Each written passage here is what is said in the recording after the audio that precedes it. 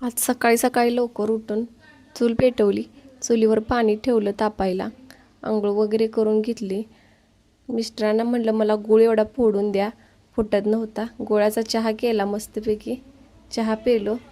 तेवढ्या शेजारची मुलगी आली सानवी, म्हणली काकी तुम्हाला मोगऱ्याची फुलं लय आवडतात ना, ती मला रोज फुलं आणून देते मोगऱ्याची. मोगऱ्याच्या फुलांचा वास मला लय आवडते, हिरवीगार पानं आहेत त्याची आणि फुलं बघा पांढरी शुभ्र आहे ती.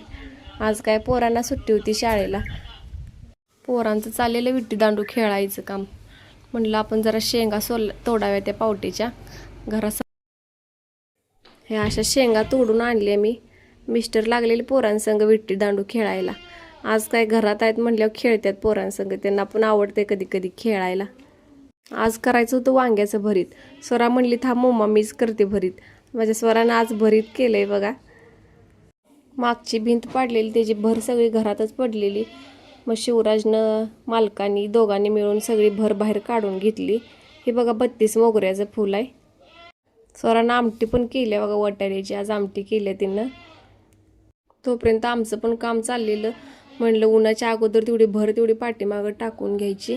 मालकांना म्हणलं तुम्ही द्या भरून, आम्ही टाकतो बाहेर नेऊन.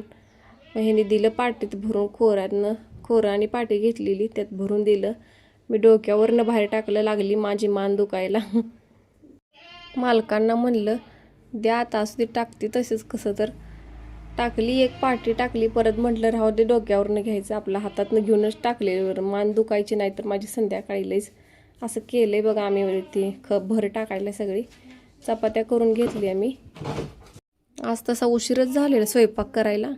हे बघा सगळी बाहेर भर टाकल्यावर असं झाले बघा. खाली कोबा होताच आमचा पहिला. आज जेवणात जिरा राईस केलाय बघा मी. व्हिडिओ आवडल्यास चॅनेलला लाईक करा आणि सबस्क्राईब करा. बाय, भेटू नेक्स्ट ब्लॉगमध्ये.